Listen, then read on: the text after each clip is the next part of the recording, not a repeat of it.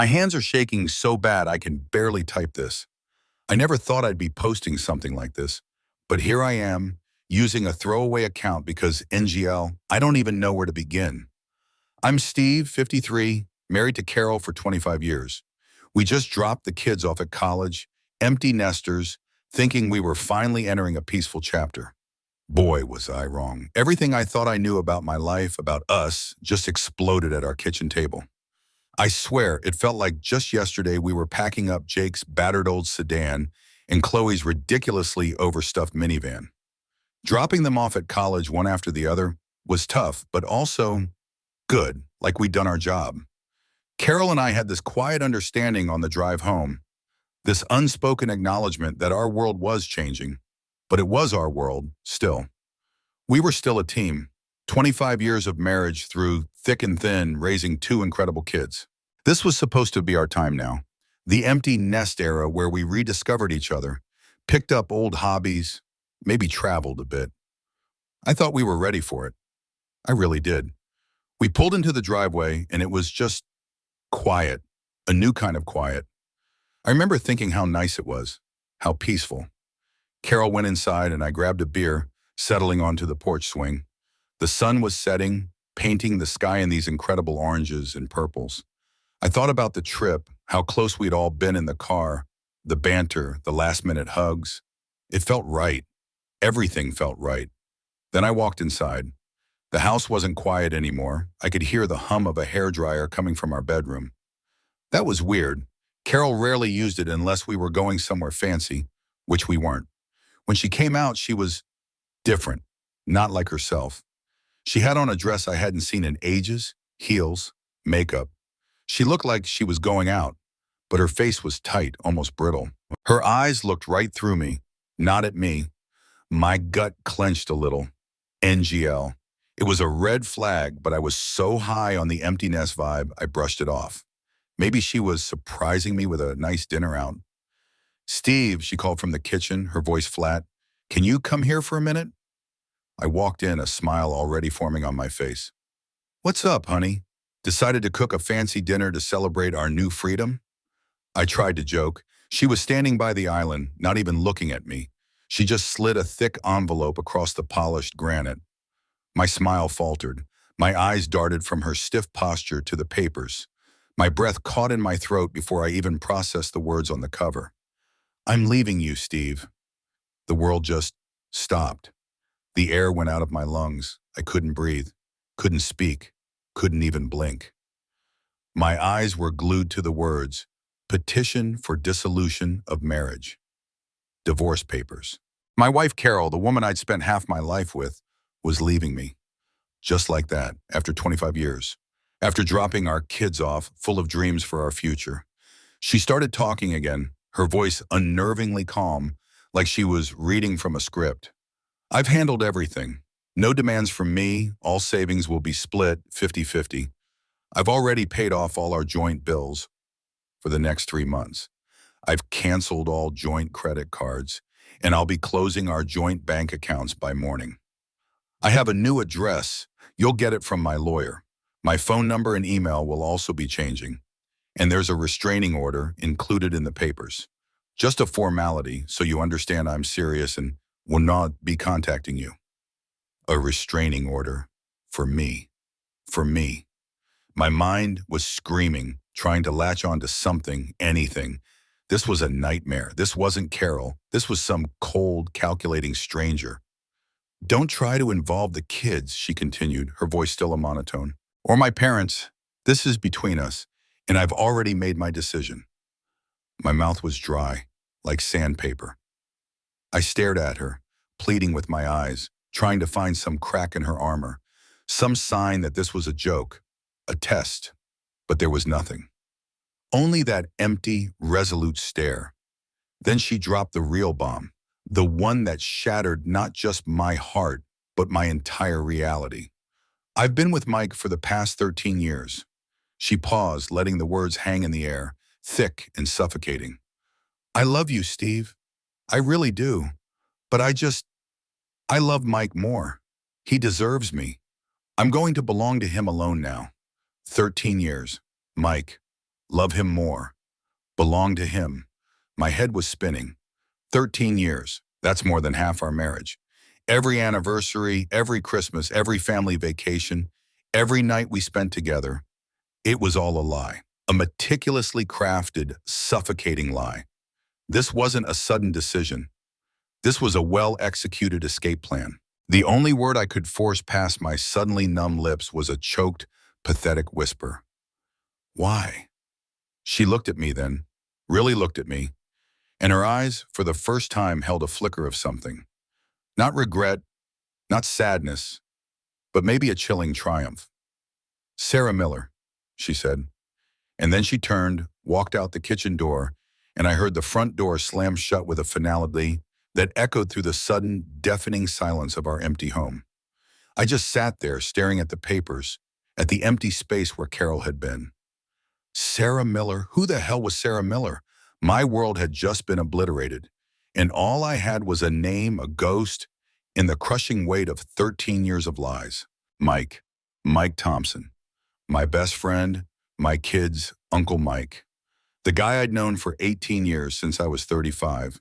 He was like an older brother, even a father figure after my own dad died. This can't be real. My mind is still reeling from the revelation, trying to make sense of the tangled mess Carol just dumped on me. Mike? Seriously? Our families were inseparable. Brenda, Mike's wife, and Carol, they were thick as thieves. They bonded over their first pregnancies, comparing notes, baby shower planning, everything. Brenda's daughter, Katie, was born literally a day after our son, Jake. Then Chloe came along, and she was just a few days younger than Katie. It was like fate.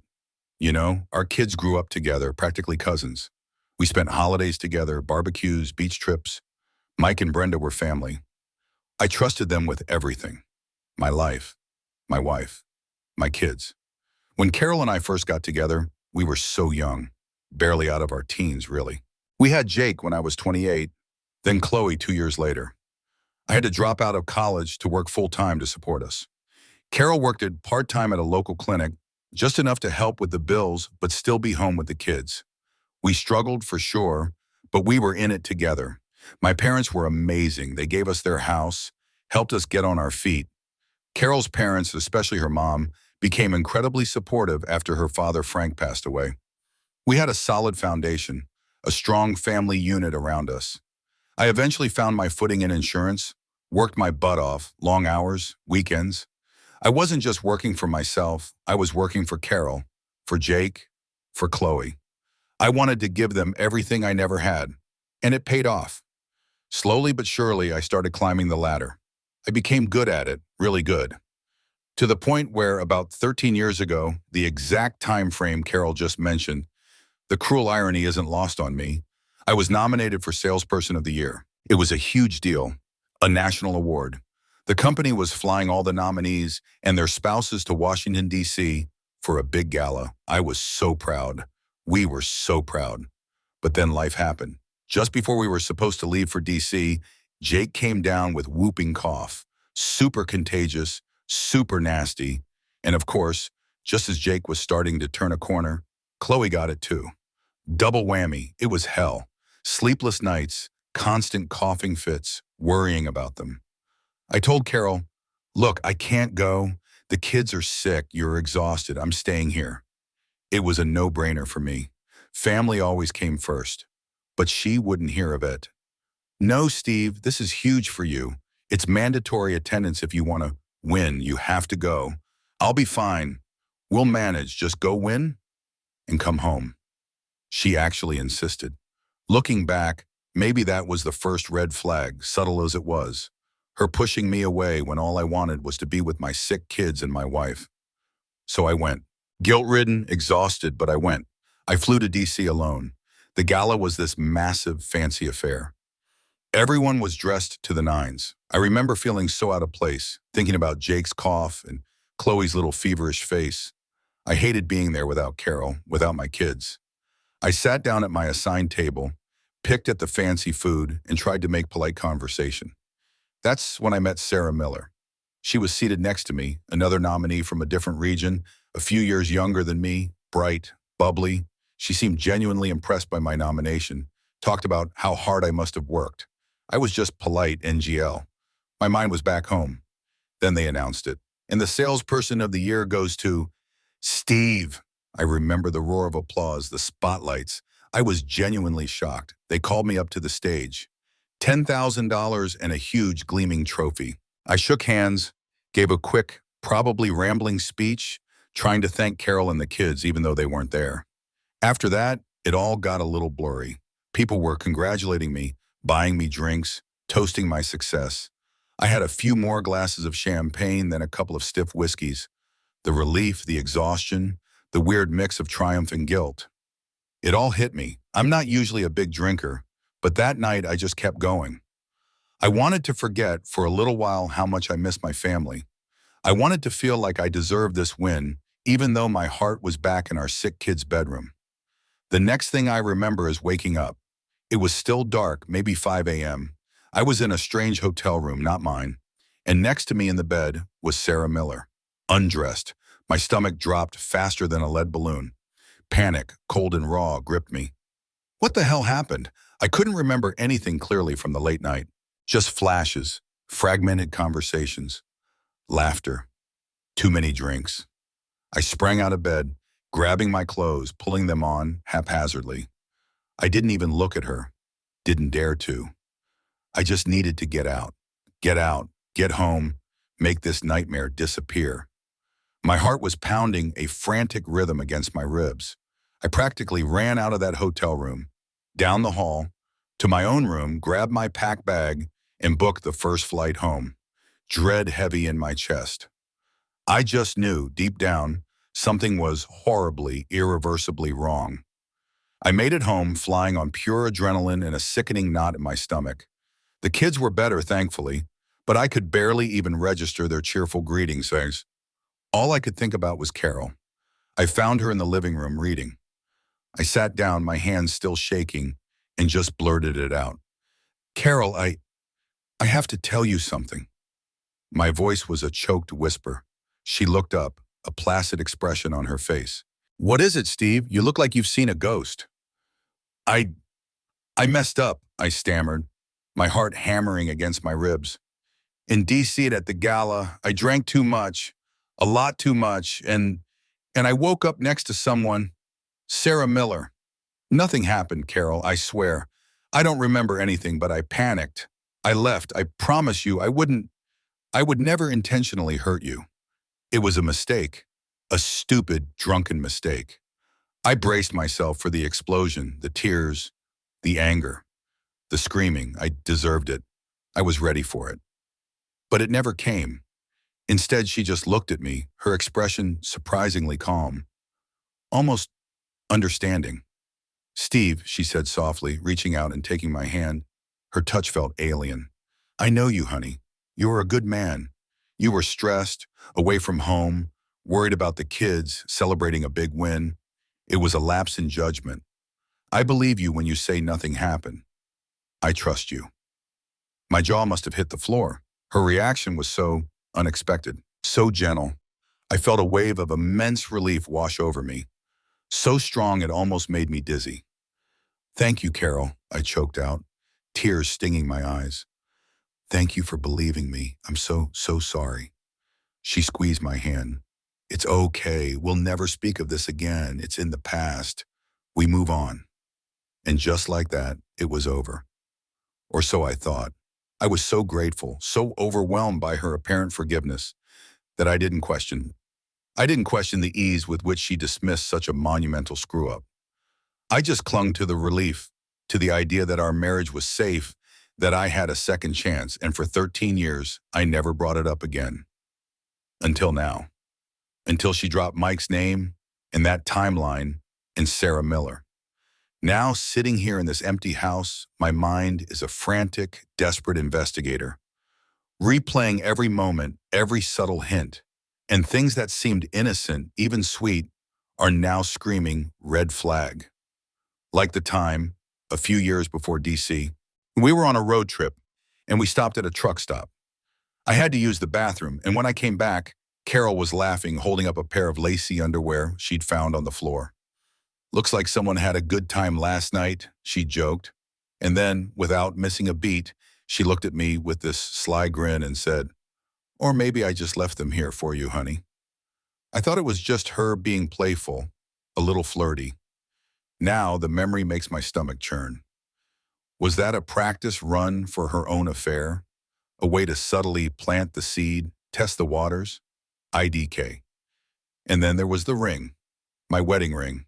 A couple of years before the DC trip, I'd gotten it professionally cleaned. When I picked it up, Carol, for some reason, insisted I wear her old wedding band for a few days. "For good luck," she said, "while yours is all shiny and new." Mine was too small on her, and hers was a little loose on me, but I didn't think anything of it. I wore it like a dumbass. Now I'm wondering, why would she do that? Was it a way to mark me so she could pretend to be single? Or was it to cover up the fact that her ring was gone? Another weird thing, the safe deposit box. Every year I'd go to access some documents, usually around tax season. And every single time, Carol would insist on coming with me. Not just to the bank, but right into the vault area, hovering over my shoulder. I always thought it was cute, like she wanted to be involved in everything. Now I'm questioning everything. What was she checking for? What was she making sure I didn't see? And then, a memory from my dad, Frank, surfaced. It was years ago when Carol's dad, George, was still alive. My dad mentioned completely casually that George had bought Carol a new ring after she'd apparently lost her original wedding ring. I remembered Carol had shrugged it off at the time, said it was just a cheap replacement for everyday wear, nothing fancy. But how could you lose something as sentimental as your wedding ring? And why didn't she tell me about it? My gut is churning. All these tiny, seemingly insignificant details, now they're forming a mosaic of manipulation. The coldness of her departure, the chilling calmness of her confession, the reveal of Mike Thompson. It's all interconnected, and it's fueling something at ultimatum, not just anger, but a desperate need to know, to understand, to pull back the curtain on this twisted play she's been performing for 13 years. Sarah Miller, Mike Thompson. My mind is screaming for answers, for the pieces of this shattered puzzle to finally fit. Sarah Miller. That name echoed in the emptiness of the house, bouncing off the walls of my skull. It was the only tangible clue she'd left me, a final cruel parting shot. And for some reason it unlocked another memory, something Carol had said recently, completely out of context. We were watching some TV show, and a character was talking about having their jewelry stolen. Carol had just casually remarked, "Ugh, imagine, what if someone stole our rings?" I thought nothing of it then, just a random comment. Now it felt like a spotlight on a hidden detail. Stolen rings. A new ring for her, courtesy of her dad. My gut churned. I grabbed my phone, my hands still shaking, but now fueled by a desperate, cold resolve. I found the number for the jewelry store where Carol and I had bought our wedding rings. It had been decades, but I remembered the place. "Hi," I started, trying to keep my voice even. "I'm Steve. My wife, Carol, and I bought our wedding rings from you a long time ago. I was just wondering, would you have records of a replacement set being ordered? Identical to the originals?" The woman on the other end, bless her heart, was patient. She asked for my name, her name, the approximate year. I gave her all the details. There was a pause as she typed. "Ah, yes, Mr. Steve," she said, "I see a record here. Your wife, Carol, came in, let's see, about 13 years ago, just a few days before that Washington, D.C. gala you won an award at. She ordered a brand new matching set of wedding bands, identical to your originals. Very specific instructions, very particular." My blood ran cold. Days before D.C., my mind was reeling. "And who paid for them?" I managed to ask, my voice barely a whisper. "It says here a Mr. Thompson paid for them, and he also picked them up a few days later," she chirped, oblivious to the bomb she just dropped. "He seemed very happy with the purchase, said they were beautiful." Mr. Thompson, Mike Thompson, my best friend, the man who was supposedly like a brother. He paid for a new set of wedding rings for my wife and me. Rings Carol ordered just days before she practically pushed me onto a plane to D.C., where I ended up waking up next to Sarah Miller. My head swam. It was all clicking into place with a sickening, horrifying precision. Carol's inexplicable calm, her immediate forgiveness, her insistence that we never speak of it again. It wasn't forgiveness, it was leverage. It was a cover. I slammed the phone down. I knew. I just knew. I went straight to our bedroom, to Carol's dresser, her lingerie drawer, where she kept her most precious things. My hands tore through silk and lace, searching, my heart thudding a frantic rhythm. And there they were, nestled in a velvet pouch. A brand new set of wedding rings, gleaming, looking exactly like the ones we'd exchanged on our wedding day. My original ring was on my hand. Her original ring, the one her dad replaced, the one she lost. That was gone. And these were new, paid for by Mike Thompson, and hidden. The air in the room felt thick, suffocating. She ordered these before I even went to DC. She already had a plan. She already had another life. She wanted me to go to DC. She needed me to have some kind of transgression, however minor or fabricated, to use against me. She used Sarah Miller, a woman I barely remembered, as a pawn in her twisted game. The realization hit me with the force of a physical blow. She didn't forgive me. She gaslit me. She made me believe I was the one who had fundamentally broken our marriage, when she had already smashed it into a million pieces years ago. She had cultivated this narrative, made me carry the guilt, while she was actively living a double life with Mike, my best friend. She knew about Mike and her new rings, and she wanted me to provide her with a convenient reason for her eventual departure. My DC mistake was her perfect excuse. My hands are still shaking, but now it's not from shock or sadness. It's from a cold, furious resolve. This isn't just about betrayal anymore. This is calculated, manipulative, cruel. I feel numb, but also sharper than I've ever been. I need to know everything. Every single detail. I grabbed a notebook, my old reporter's instinct kicking in. I started writing, jotting down every memory, every date, every red flag that was suddenly burning bright. I needed to document it all. I needed proof. I needed to understand the full extent of this devastating lie. The new rings, paid for by Mike, ordered before DC. That was the fuse. Now I needed the explosion. My mind was racing, connecting every loose thread. Carol always had this particular briefcase. It was a nice leather one, nothing fancy, but she took it everywhere. Work, even sometimes on weekends if she said she had paperwork to catch up on. I remembered one time, maybe a year or two ago, she'd accidentally left it in my car after I'd picked her up from some supposed late meeting. When she realized it, she called me, almost frantic, practically demanded I bring it to her immediately. At the time, I thought she was just being meticulous about her job. Now it felt sinister. What was in that briefcase? I tore through the house. Her office, the spare room, the closet. Finally, tucked away in the very back of her closet, under some old blankets, I found it. The briefcase. My heart was pounding, a desperate, erratic drum against my ribs. My hands were shaking so hard I almost dropped it. This was it. This was where I'd find the truth or confirm my worst fears. I carefully unlatched it, my breath held captive in my chest. Inside, it wasn't work papers. Not entirely. What I found was a carefully organized, meticulously documented history of her secret life. First, a journal, a love journal, she called it, in her own handwriting. My stomach lurched. The entries spanned 13 years, almost to the day. Page after page, filled with their dates, their conversations, their stolen moments, their feelings. Mike understands me in a way Steve never could. So excited for our future together. Counting down the days until we can be free.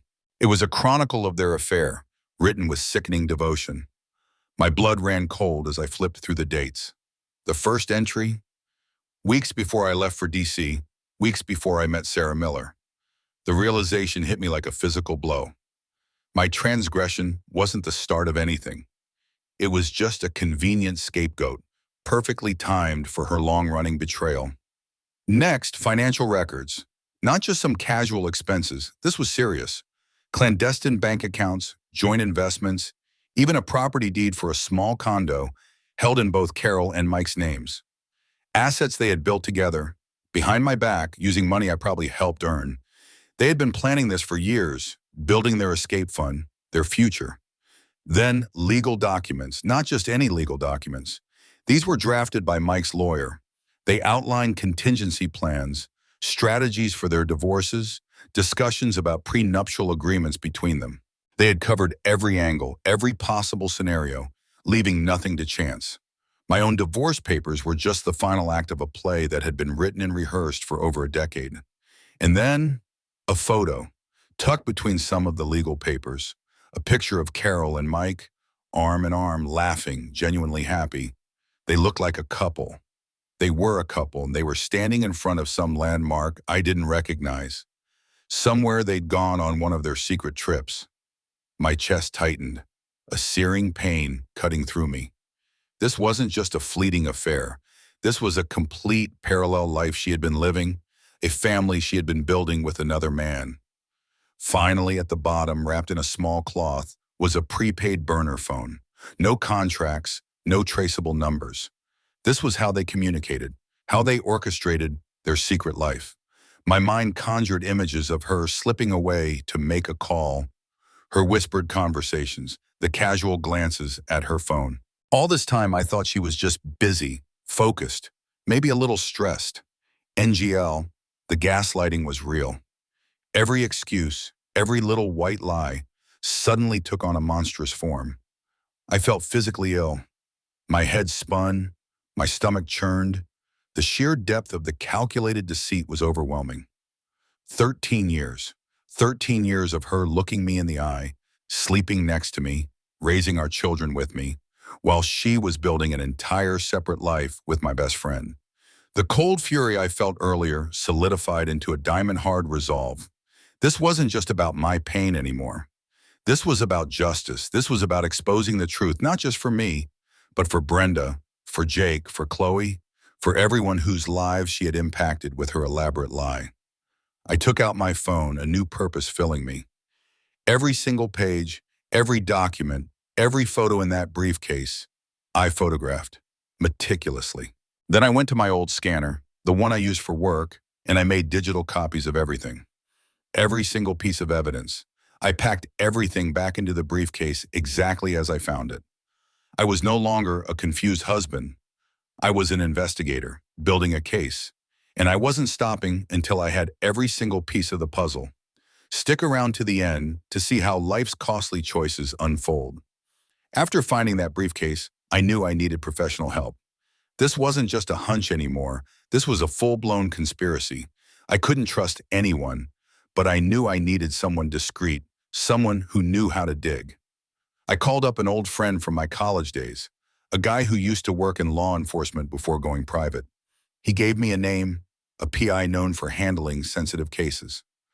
I met the PI in a coffee shop, totally incognito. My hands weren't shaking anymore. They were steady, fueled by a cold, hard resolve. I laid it all out for him, the timeline, the DC, trip, Sarah Miller, the new rings, Mike Thompson, the journal, the secret accounts, the burner phone, everything. I handed him copies of all my scanned documents, every photo. He listened, his face impassive, just nodding occasionally. "Mr. Steve," he said when I finished, "this is a very strong start. I'll get on this immediately." And he did. Within days, the reports started coming in. It was like watching a slow-motion car crash, but instead of impact, it was just confirmation after confirmation of a betrayal I still struggled to fully comprehend. The PI confirmed Mike Thompson and Carol's long-standing relationship. The word relationship felt like a gross understatement for 13 years of deception. Then came the photos and videos, them holding hands, laughing across a dinner table, kissing in a park, getting out of Mike's car at a secluded restaurant. Dates, so many dates. They looked happy, like a couple totally in love. Watching them, it felt like a punch to the gut every single time. This wasn't just some clandestine fling. This was their normal. This was their life. The PI had tracked Mike too, confirming he was indeed channeling significant sums of money from his and Brenda's joint accounts into the secret accounts he shared with Carol. It was brazen. The PI also discovered Mike had been setting up a love nest apartment, a sleek, modern place just outside the city. It was fully furnished, ready for Carol to move into. Another piece of the puzzle. They weren't just planning, they were executing. Everything was ready. Carol leaving me that day wasn't spontaneous. It was the final pre-planned step in a meticulously organized operation. And then, the confirmation about Carol's lawyer. The PI found out she had consulted with an attorney months ago, well before she dropped those papers on me. She had been methodically planning her exit, ironing out every detail while I was still clueless, thinking we were empty nesters beginning our next chapter. The level of premeditation was mind-boggling. Armed with this mountain of irrefutable evidence, I scheduled an urgent meeting with my own lawyer. I walked into his office, no longer just a heartbroken husband, but a man with a dossier. I laid out everything: the journal, the financial records, the legal documents from Mike's lawyer, the PI reports, the photos, the videos. He went through it all, his expression shifting from professional curiosity to outright shock. "Steve," he said, pushing his glasses up his nose, "this is incredible. In all my years, I've rarely seen a case this thoroughly documented by a client. You have a very, very strong position here, not just for the divorce, but for financial restitution. This isn't just infidelity, this is systematic financial deception. We can go for significant damages." He went into legal terms, explaining how her fraud and breach of fiduciary duty within the marriage would impact everything, from asset division to alimony. He said her entire no demands thing was probably a tactical move, expecting me to have no leverage. He laughed bitterly. "She vastly underestimated you." A chilling calm settled over me. The confusion, the raw grief, the feeling of being utterly lost. It was being replaced by something cold and sharp. This wasn't just about getting divorced anymore. This was about accountability. This was about exposing the truth, not just for my sake, but for Brenda, for Mike's children, for everyone who had been caught in their web of lies. "I want to keep the PI on retainer," I told my lawyer. "I think there's more. I want everything, every single detail. I want to make sure the world knows what kind of people they really are." This wasn't just a legal battle, it was a moral reckoning. A plan for moral consequence was starting to form in my mind. A way to make sure that their carefully constructed new life wouldn't be quite as serene as they'd hoped. Confronting Brenda was probably the hardest part of all this, outside of Carol's initial bomb drop. I'd been agonizing over it, but the PI had helped me plan it out, step by step. He advised a neutral public location to ensure she felt safe and to avoid any explosive scenes at home. So I called her, keeping my voice as steady as possible, and suggested we meet for coffee. "Just to catch up," I said, a lie that tasted like ash in my mouth. She agreed, unsuspecting. We met at a quiet cafe, a place where neither of us was likely to run into anyone we knew. The moment she sat down, I could see the worry in her eyes. She probably thought I was going to talk about Carol, commiserate about our newly empty nests, maybe even ask about Mike. I took a deep breath.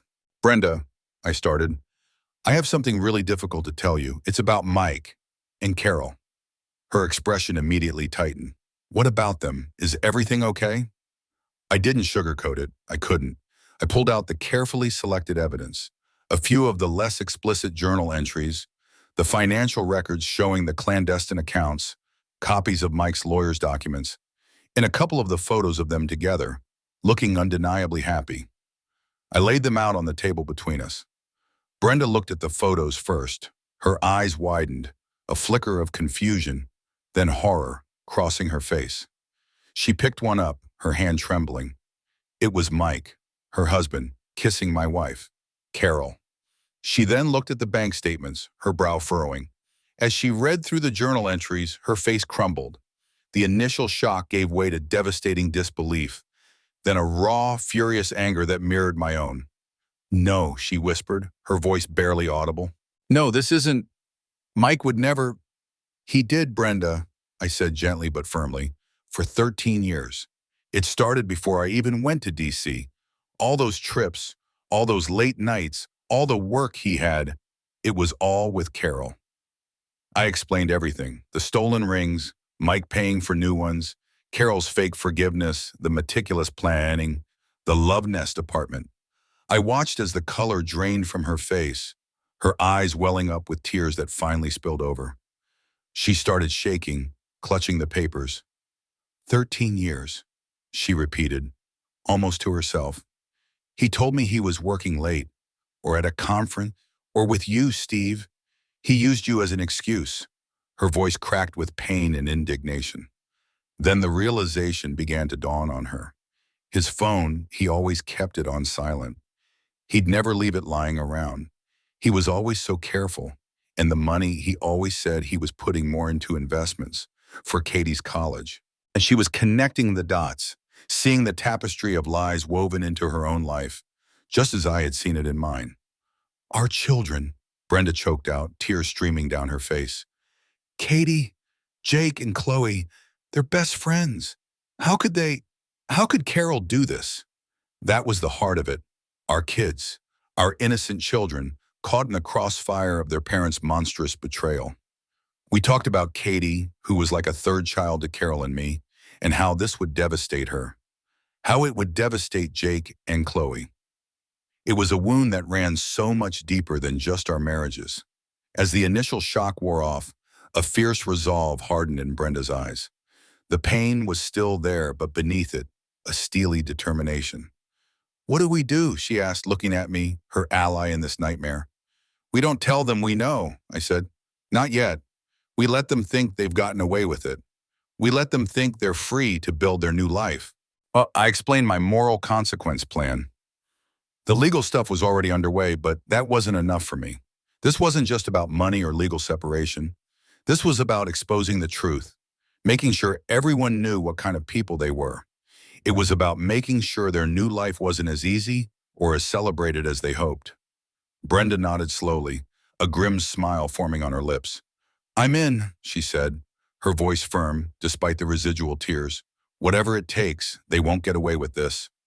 We sat there for a long time, two betrayed spouses, united by the depth of a shared wound, forging an alliance. The secret was ours now. Mike and Carol, oblivious, were walking right into a trap they never saw coming. The alliance with Brenda changed everything. We were no longer just victims, we were strategists. We spent hours, often late into the night, coordinating with our lawyers, mapping out our moves like a military operation. The goal wasn't just to divorce them, it was to dismantle their carefully constructed fantasy and ensure they faced the full moral consequences of their actions. Brenda, armed with all the evidence I'd given her, filed for divorce from Mike. Her papers weren't just about irreconcilable differences. They explicitly cited infidelity and financial fraud. My PI had confirmed every penny Mike had siphoned, every secret account, every lie. It hit Mike like a truck, completely out of the blue, and he thought he was home free. Almost simultaneously, I filed my countersuit against Carol. Her restraining order, her clean-cut divorce terms, her belief that she could just walk away with half and skip off with Mike, that all evaporated. My suit challenged the restraining order as baseless and sought full financial restitution, citing her years of deception and financial mismanagement within our marriage. The evidence was irrefutable. My lawyer, energized, made sure every detail of her 13-year betrayal was laid bare in the filings. The news spread like wildfire through our small community. Two long-standing, seemingly stable marriages, ending at the exact same time, both citing infidelity. The gossip was rampant, but Brenda and I made sure the right details got out, subtly, discreetly. A quiet conversation here, a concerned email there, a casual mention of financial irregularities to a mutual friend. We didn't accuse directly, but we allowed the evidence to speak for itself. The PI also helped us manage the narrative, ensuring the right people heard the truth without us having to look like bitter exes. Mike's life in particular began to unravel fast. His company, a respectable firm, couldn't ignore the financial allegations in Brenda's divorce filings.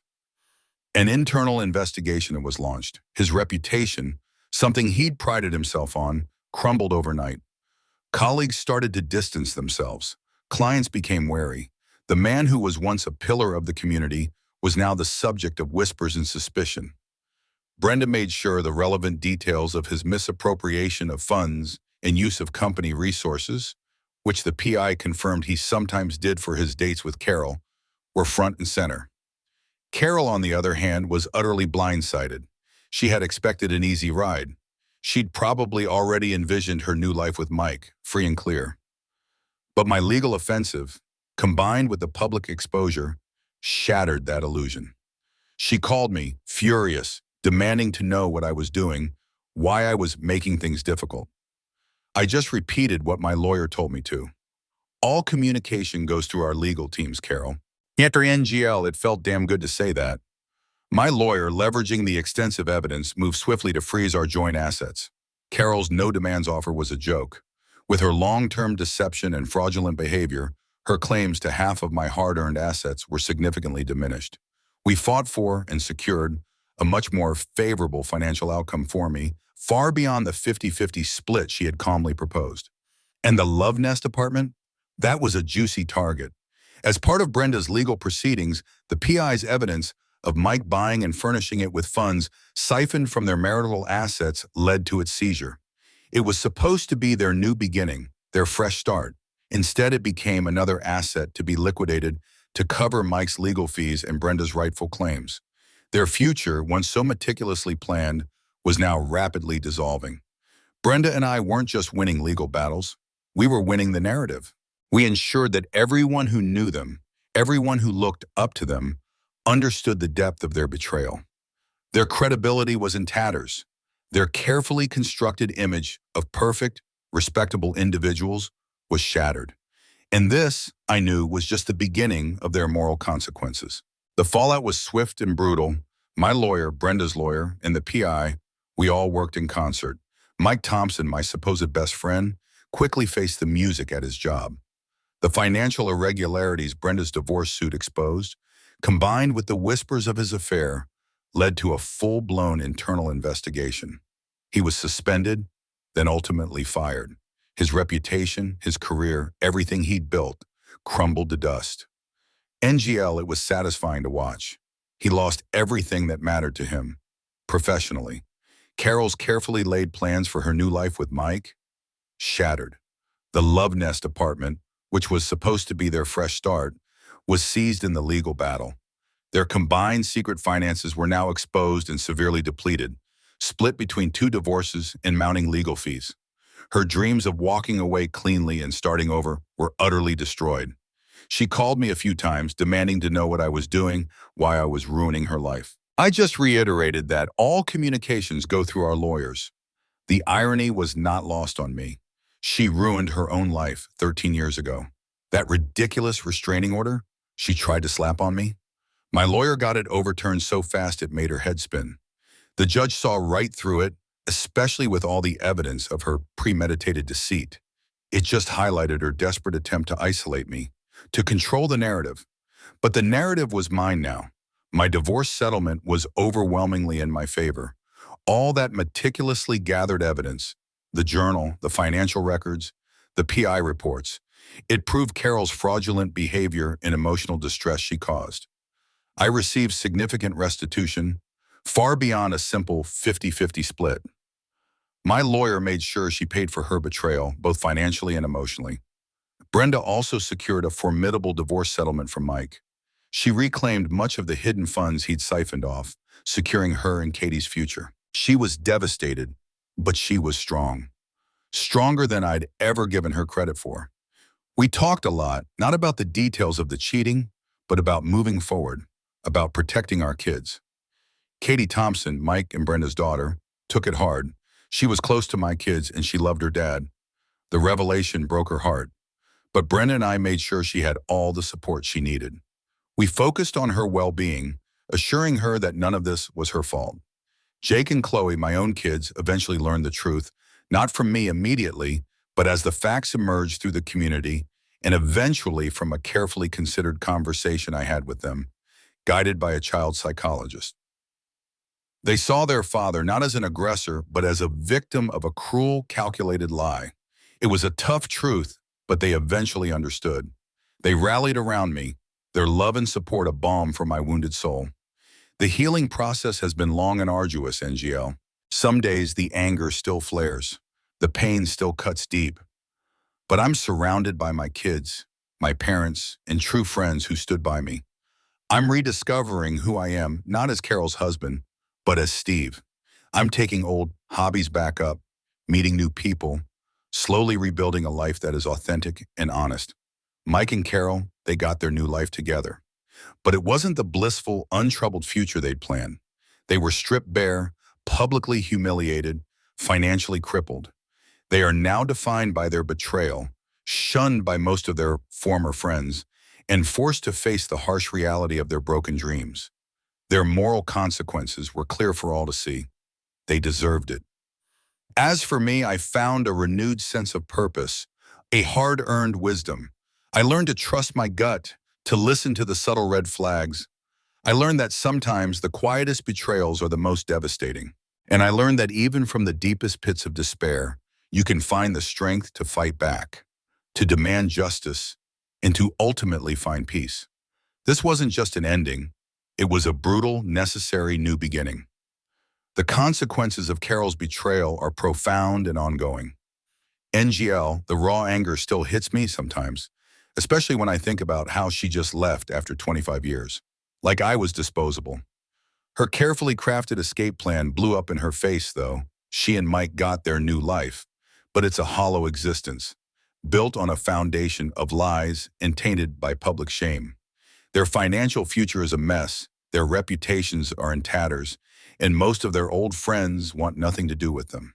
They're isolated, their grand love story reduced to a cautionary tale. For me, the healing continues. It's a slow burn, but I'm building something real, something honest. My kids know the truth, not the gaslit version Carol wanted them to believe. They see me, their father, as someone who endured an unthinkable betrayal but fought for justice. That's a legacy I can live with. Brenda and I are allies, supporting each other as we navigate our separate paths to recovery. Carol and Mike wanted a clean break, but they got a messy public unraveling. Their choices had profound and lasting consequences, not just for us, but for them too. They wanted freedom, but they found a different kind of prison.